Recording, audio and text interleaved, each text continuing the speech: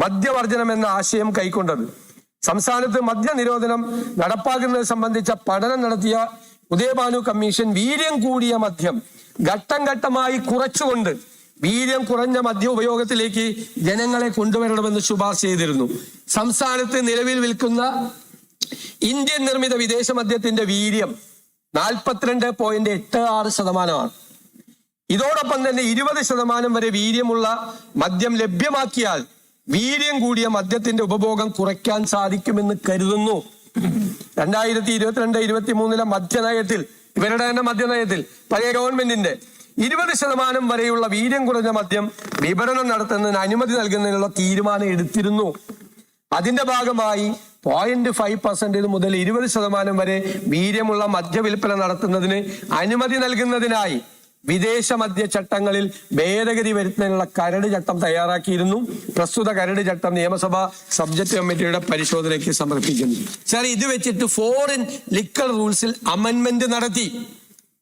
Foreign liquor റൂൾസിൽ amendment നടത്തി കഴിഞ്ഞാൽ ഓരോ കാറ്റഗറി ക്രിയേറ്റ് ചെയ്യും. ഇപ്പൊ ബിയറിനൊരു കാറ്റഗറി ഉണ്ട്, വൈനിനൊരു കാറ്റഗറി ഉണ്ട്, 400 രൂപയ്ക്ക് കൂടുതലുള്ള മദ്യത്തിന് ഒരു കാറ്റഗറി ഉണ്ട്, അതിന് താഴെയുള്ള മദ്യത്തിന് ഓരോ കാറ്റഗറി ഉണ്ട്. ഈ ഓരോ കാറ്റഗറിക്കും ടാക്സ് ഉണ്ട്, ഓരോ കാറ്റഗറിക്കും. അത് ടാക്സസ് ഡിപ്പാർട്ട്മെന്റിന്റെ മുമ്പിൽ വരുമ്പോൾ ഇങ്ങനെ നിശ്ചയിച്ചു വെച്ചിരിക്കുന്ന ഈ കാറ്റഗറിക്ക് ഒരു ടാക്സ് കൊടുക്കണം. ആ ടാക്സ് ആണ് ഈ ബജറ്റിലൂടെ ഗവൺമെന്റ് ചെയ്തത്. അത് അവരെല്ലാം ആവശ്യപ്പെട്ടിരുന്നത് ഫയലുകളിൽ ബിയറിനും വൈനിനും ഇടയ്ക്കുള്ള നികുതി വേണമെന്നാണ്. നമ്മളത് ചെയ്തില്ല. 0.5 തൊട്ട് 10 വരെയുള്ളതിന് ബിയറിനേക്കാൾ വൈനിനേക്കാൾ ഉയർന്ന ടാക്സ് ഈടാക്കി 120%.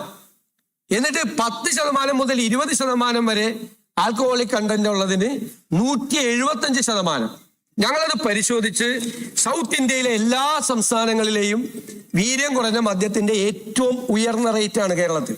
ഏറ്റവും ഉയർന്ന റേറ്റ് കേരളത്തിൽ. പിന്നെ കർണാടക ഗവൺമെന്റ് വളരെ ഡീറ്റെയിൽ ആയിട്ടുള്ള ഒരു സ്റ്റഡി നടത്തി. ആ ഡീറ്റെയിൽ ആയിട്ടുള്ള സ്റ്റഡി നടത്തി സിദ്ധരാമയ്യ ഗവൺമെന്റ് അത് നടപ്പാക്കി.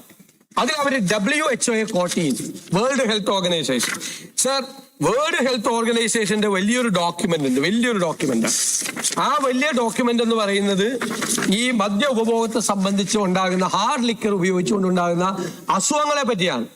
ലിവറിനുണ്ടാകുന്ന അസുഖങ്ങൾ, കാർഡിയോ വാസ്കുലർ ഡിസീസ്, ഒരുപാട് രോഗങ്ങൾ. എന്നിട്ട് അവര് പറയുന്നത്, അവരുടെ സ്ട്രാറ്റജി, അവരെല്ലാ മദ്യനിർമ്മാണ കമ്പനികളോടും വേൾഡ് ഹെൽത്ത് ഓർഗനൈസേഷൻ പറയാണ്, നിങ്ങൾ ഹാർഡ് ലിക്കർ അത് കുറച്ചു കൊണ്ടുവന്ന് നിങ്ങളുടെ പ്രൊഡക്ഷൻ മുഴുവൻ ആൽക്കഹോളിക് കണ്ടന്റ് കുറവായ മദ്യത്തിലേക്ക് പോകണം, അല്ലെങ്കിൽ ലോകം രോഗാതുരമാവും, അപകടമാണ് എന്ന് പറയാണ്. ആ WHO റിപ്പോർട്ട്, ഗ്ലോബൽ സ്ട്രാറ്റജി, അത് കോട്ട് ചെയ്തുകൊണ്ടാണ് കർണാടക ഗവൺമെന്റ് അത് ഉത്തരവിറക്കിയത്. അതിനുശേഷം അവര് മുഴുവൻ ടാക്സ് റീസ്ട്രക്ചർ ചെയ്തു. ഒരു 3 മാസം മുമ്പ് സിദ്ധരാമയ്യ ഗവൺമെന്റ് വീര്യം കുറഞ്ഞ ആൽക്കഹോളിക് കണ്ടന്റ് കുറഞ്ഞ മദ്യത്തിന് കുറഞ്ഞ ടാക്സ്, അവര് ബിയറിന്റെ കുറച്ചു, വൈനിന്റെ കുറച്ചു, വീര്യം കുറഞ്ഞ മദ്യത്തിന്റെ കുറച്ചു, എന്നിട്ട് ഹാർഡ് ലിക്കറിന്റെ ടാക്സ് കൂട്ടി. ഇതൊരു ഇതാണ്. ഇപ്പൊ ഞാനിത് വളരെ കൃത്യമായിട്ട് പറഞ്ഞു. ടാക്സസ് ഡിപ്പാർട്ട്മെന്റിന്റെ മുമ്പിൽ ഈ കാറ്റഗറിക്ക് ഞങ്ങൾ ടാക്സ് വെച്ചു. പിന്നെ വീര്യം കുറഞ്ഞ മദ്യം കേരളത്തിൽ വിൽക്കണമെന്ന് തീരുമാനിക്കുന്നത് UDF സർക്കാരിന്റെ മദ്യനയത്തിന്റെ ഭാഗമായിട്ട് അത് തീരുമാനിക്കും.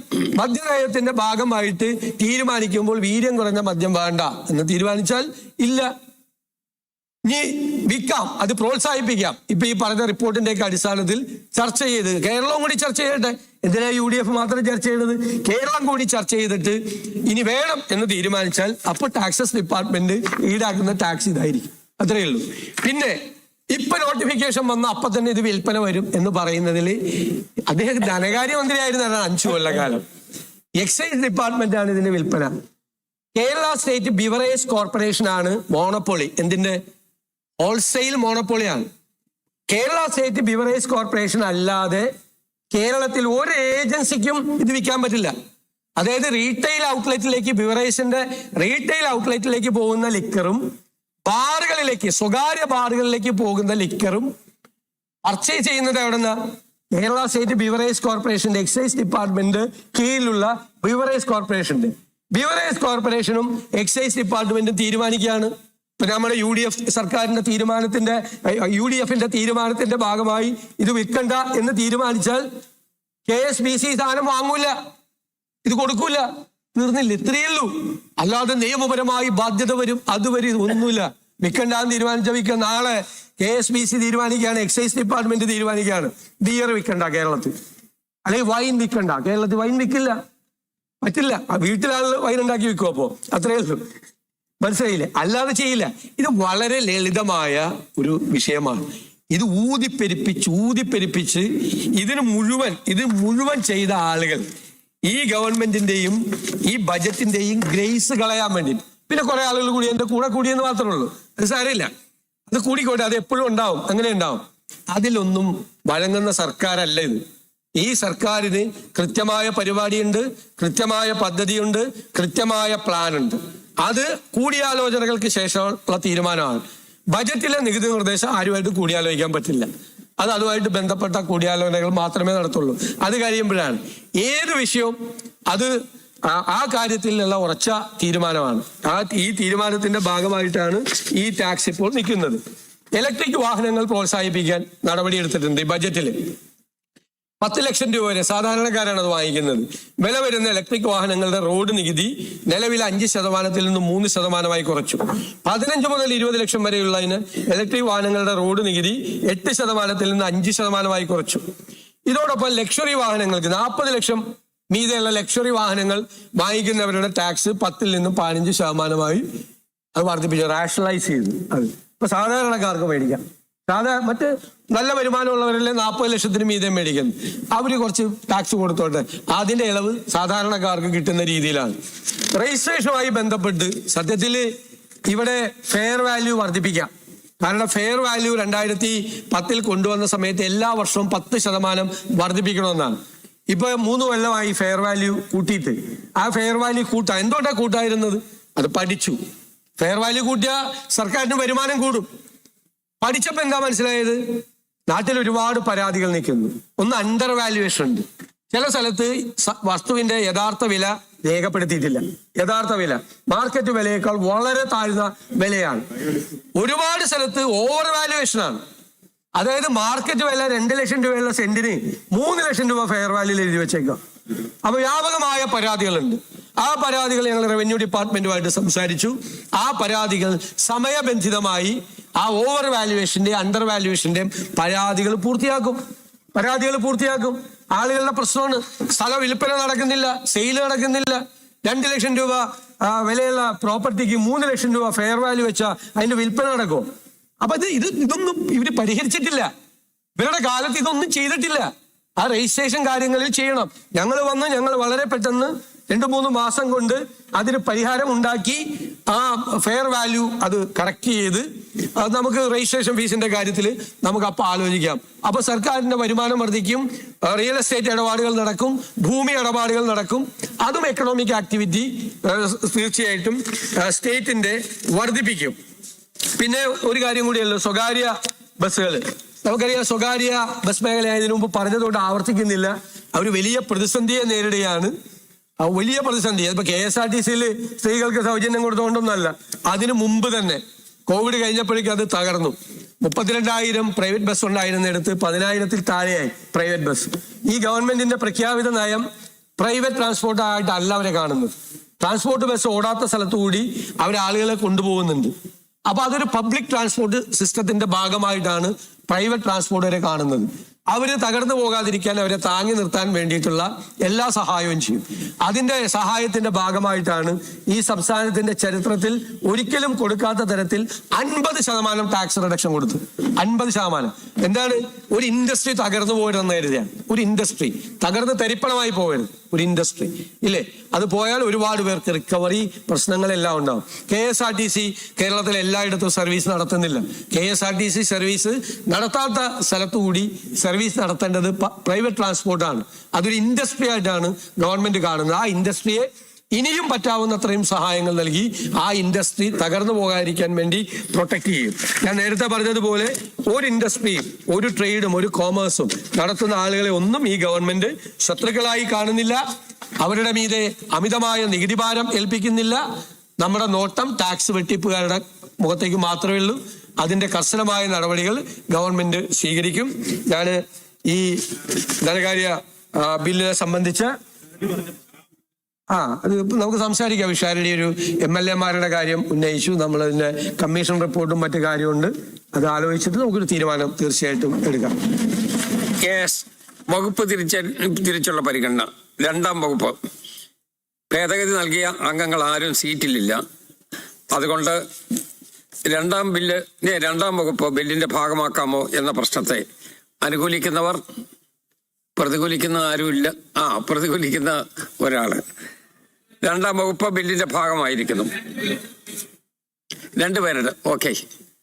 നേരത്തെ ഒരാളെ ഉണ്ടായിരുന്നുള്ളൂ. 3-ാം വകുപ്പ് ഭേദഗതികൾ നൽകിയ ആളുകൾ ആരും സീറ്റിലില്ല. 3-ാം വകുപ്പ് ബില്ലിന്റെ ഭാഗമാക്കാമോ എന്ന പ്രശ്നത്തെ അനുകൂലിക്കുന്നവർ, പ്രതികൂലിക്കുന്നവർ 3-ാം വകുപ്പ് ബില്ലിന്റെ ഭാഗമായിരിക്കുന്നു. 4-ാം വകുപ്പ്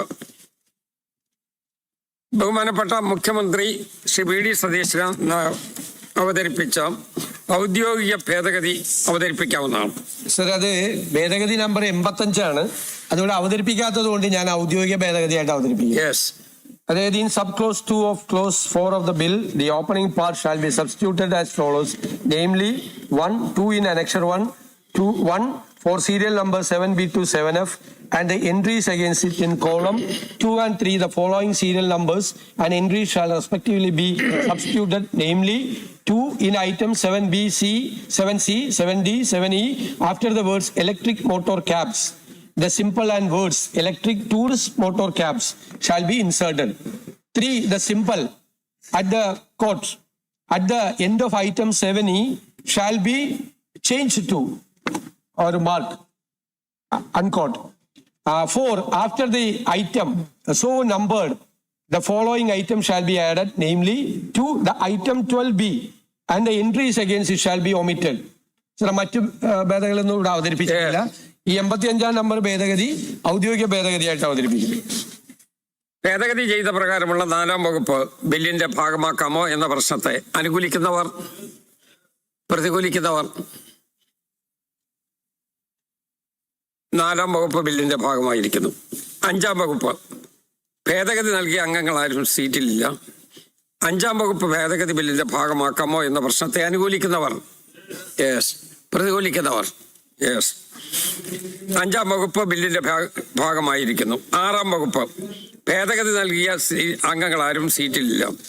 6-ാം വകുപ്പ് ബില്ലിന്റെ ഭാഗമാക്കാമോ എന്ന കാര്യത്തെ അനുകൂലിക്കുന്നവർ, പ്രതികൂലിക്കുന്നവർ 6-ാം വകുപ്പ് ബില്ലിന്റെ ഭാഗമായിരിക്കുന്നു. 7-ാം വകുപ്പ് ഭേദഗതി നൽകിയ അംഗങ്ങൾ ആരും സീറ്റിലില്ല. ഇനി 7-ാം വകുപ്പ് ബില്ലിന്റെ ഭാഗമാക്കാമോ എന്ന പ്രശ്നത്തെ അനുകൂലിക്കുന്നവർ, പ്രതികൂലിക്കുന്നവർ 7-ാം വകുപ്പ് ബില്ലിന്റെ ഭാഗമായിരിക്കുന്നു. 8-ാം വകുപ്പ് ഭേദഗതി നൽകിയ അംഗങ്ങൾ ആരും സീറ്റിലില്ല. ഇനി 8-ാം വകുപ്പ് ബില്ലിന്റെ ഭാഗമാക്കാമോ എന്ന പ്രശ്നത്തെ അനുകൂലിക്കുന്നവർ, പ്രതികൂലിക്കുന്നവർ 8-ാം വകുപ്പ് ബില്ലിന്റെ ഭാഗമാകുന്നു. 9-ാം വകുപ്പ് ഭേദഗതി നൽകിയ അംഗങ്ങൾ സീറ്റിലില്ല. 9-ാം വകുപ്പ് ബില്ലിന്റെ ഭാഗമാക്കാമോ എന്ന പ്രശ്നത്തെ അനുകൂലിക്കുന്നവർ, പ്രതികൂലിക്കുന്നവർ 9-ാം വകുപ്പ് ബില്ലിന്റെ ഭാഗമായിരിക്കുന്നു. 10-ാം വകുപ്പ് ഭേദഗതിയില്ല. ഇനി 10-ാം വകുപ്പ് ബില്ലിന്റെ ഭാഗമാക്കാമോ എന്ന പ്രശ്നത്തെ അനുകൂലിക്കുന്നവർ, പ്രതികൂലിക്കുന്നവർ 10-ാം വകുപ്പ് ബില്ലിന്റെ ഭാഗമായിരിക്കുന്നു. 11-ാം വകുപ്പ് ഭേദഗതി നൽകിയ അംഗങ്ങൾ ആരും സീറ്റിലില്ല. 11-ാം വകുപ്പ് ബില്ലിന്റെ ഭാഗമാക്കാമോ എന്ന പ്രശ്നത്തെ അനുകൂലിക്കുന്നവർ, പ്രതികൂലിക്കുന്നവർ 11-ാം വകുപ്പ് ബില്ലിന്റെ ഭാഗമായിരിക്കുന്നു. 12-ാം വകുപ്പ് ഭേദഗതി നൽകിയ അംഗങ്ങൾ ആരും സീറ്റിലില്ല. ഇനി 12-ാം വകുപ്പ് ബില്ലിന്റെ ഭാഗമാക്കാമോ എന്ന പ്രശ്നത്തെ അനുകൂലിക്കുന്നവർ, പ്രതികൂലിക്കുന്നവർ 12-ാം വകുപ്പ് ബില്ലിന്റെ ഭാഗമാകുന്നു. 13-ാം വകുപ്പ് ഭേദഗതി നൽകിയ അംഗങ്ങൾ ആരും സീറ്റിലില്ല. ഇനി 13-ാം വകുപ്പ് ബില്ലിന്റെ ഭാഗമാക്കാമോ എന്ന പ്രശ്നത്തെ അനുകൂലിക്കുന്നവർ, പ്രതികൂലിക്കുന്നവർ ഇപ്പുറത്ത് കെ മുരളീധരനും അപ്പുറത്ത് വി മുരളീധരനുമാണ്. 13-ാം വകുപ്പ് ബില്ലിന്റെ ഭാഗമായിരിക്കുന്നു. 14-ാം വകുപ്പ് ഭേദഗതികളില്ല. ഇനി 14-ാം വകുപ്പ് ബില്ലിന്റെ ഭാഗമാക്കാമോ എന്ന പ്രശ്നത്തെ അനുകൂലിക്കുന്നവർ, പ്രതികൂലിക്കുന്നവർ 14-ാം വകുപ്പ് ബില്ലിന്റെ ഭാഗമായിരിക്കുന്നു. 15-ാം വകുപ്പ് ഭേദഗതികളില്ല. 15-ാം വകുപ്പ് ബില്ലിന്റെ ഭാഗമാക്കാമോ എന്ന പ്രശ്നത്തെ അനുകൂലിക്കുന്നവർ യെസ്, പ്രതികൂലിക്കുന്നവർ യെസ്. 15-ാം വകുപ്പ് ബില്ലിന്റെ ഭാഗമായിരിക്കുന്നു. 16-ാം വകുപ്പ് ഭേദഗതികളില്ല. 16-ാം വകുപ്പ് ബില്ലിന്റെ ഭാഗമാക്കാമോ എന്ന പ്രശ്നത്തെ അനുകൂലിക്കുന്നവർ, പ്രതികൂലിക്കുന്നവർ 16-ാം വകുപ്പ് ബില്ലിന്റെ ഭാഗമായിരിക്കുന്നു. 17-ാം വകുപ്പ് ഭേദഗതി നൽകിയ അംഗങ്ങൾ ആരും സീറ്റിലില്ല. 17-ാം വകുപ്പ് ബില്ലിന്റെ ഭാഗമാക്കാമോ എന്ന പ്രശ്നത്തെ അനുകൂലിക്കുന്നവർ യെസ്, പ്രതികൂലിക്കുന്നവർ യെസ്. 17-ാം വകുപ്പ് ബില്ലിന്റെ ഭാഗമായിരിക്കുന്നു. 18-ാം വകുപ്പ് ഭേദഗതികളില്ല. 18-ാം വകുപ്പ് ബില്ലിന്റെ ഭാഗമാക്കാമോ എന്ന പ്രശ്നത്തെ അനുകൂലിക്കുന്നവർ യെസ്, പ്രതികൂലിക്കുന്നവർ യെസ്. 18-ാം വകുപ്പ് ബില്ലിന്റെ ഭാഗമായിരിക്കുന്നു. 19-ാം വകുപ്പ് ഭേദഗതികളില്ല. 19-ാം വകുപ്പ് ബില്ലിന്റെ ഭാഗമാക്കാമോ എന്ന പ്രശ്നത്തെ അനുകൂലിക്കുന്നവർ യെസ്, പ്രതികൂലിക്കുന്നവർ യെസ്. 19-ാം വകുപ്പ് ബില്ലിന്റെ ഭാഗമാകുന്നു. 20-ാം വകുപ്പ് ഭേദഗതി നൽകിയ അംഗങ്ങൾ സീറ്റിലില്ല. ഇനി 20-ാം വകുപ്പ് ബില്ലിന്റെ ഭാഗമാക്കാമോ എന്ന പ്രശ്നത്തെ അനുകൂലിക്കുന്നവർ യെസ്, പ്രതികൂലിക്കുന്നവർ യെസ്. 20-ാം വകുപ്പ് ബില്ലിന്റെ ഭാഗമാകുന്നു. 21-ാം വകുപ്പ് ഭേദഗതികളില്ല. 21-ാം വകുപ്പ് ബില്ലിന്റെ ഭാഗമാക്കാമോ എന്ന പ്രശ്നത്തെ അനുകൂലിക്കുന്നവർ യെസ്, പ്രതികൂലിക്കുന്നവർ യെസ്. 21-ാം വകുപ്പ് ബില്ലിന്റെ ഭാഗമായിരിക്കുന്നു. 22-ാം വകുപ്പ് ഭേദഗതികളില്ല. 22-ാം വകുപ്പ് ബില്ലിന്റെ ഭാഗമാക്കാമോ എന്ന പ്രശ്നത്തെ അനുകൂലിക്കുന്നവർ യെസ്, പ്രതികൂലിക്കുന്നവർ യെസ്. 22-ാം വകുപ്പ് ബില്ലിന്റെ ഭാഗമായിരിക്കുന്നു. 1-ാം വകുപ്പും പീഡികയും പേരും ഭേദഗതി നൽകിയ അംഗങ്ങൾ സീറ്റിലില്ല. ഇനി 1-ാം വകുപ്പും പീഡികയും പേരും ബില്ലിന്റെ ഭാഗമാക്കാമോ എന്ന പ്രശ്നത്തെ അനുകൂലിക്കുന്നവർ യെസ്, പ്രതികൂലിക്കുന്നവർ യെസ്. 1-ാം വകുപ്പും പീഡികയും പേരും ബില്ലിന്റെ ഭാഗമായിരിക്കുന്നു. 3-ാം വായന മുഖ്യമന്ത്രി. സർ, 2026 കേരള ധനകാര്യ 3-ാം നമ്പർ ബിൽ പാസ്സാക്കണമെന്ന ഉപക്ഷേപം ഞാൻ അവതരിപ്പിക്കുന്നു. ഉപക്ഷേപത്തെ പിന്തുണയ്ക്കേണ്ടതാണ്. Yes yes. ഇനി 2026 കേരള ധനകാര്യ 3-ാം നമ്പർ ബിൽ പാസ്സാക്കണമെന്ന ഉപക്ഷേപത്തെ അനുകൂലിക്കുന്നവർ, പ്രതികൂലിക്കുന്നവർ യെസ്. ഉപക്ഷേപ സഭ അംഗീകരിച്ചിരിക്കുന്നു. ബില്ല് പാസ്സായിരിക്കുന്നു.